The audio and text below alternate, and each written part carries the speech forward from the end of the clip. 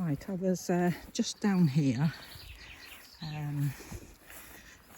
clearing some of the brambles so I can get in with the strimmer, and I spotted a swarm.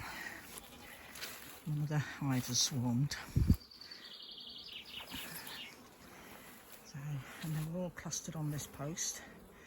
So I've cut it back as much as possible to try and get in a nuke box.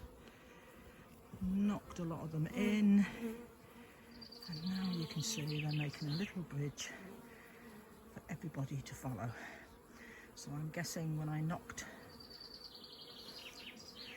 them in, that the queen must have gone in as well. So there's still a lot of bees there to go, but they are all going in the box. So hopefully I'll come back later and they'll all be in, and then I can get them transferred over into a spare hive. It was well spotted. If I hadn't been down here cutting the brambles back, I wouldn't have noticed it, because it was well camouflaged behind loads of hawthorn.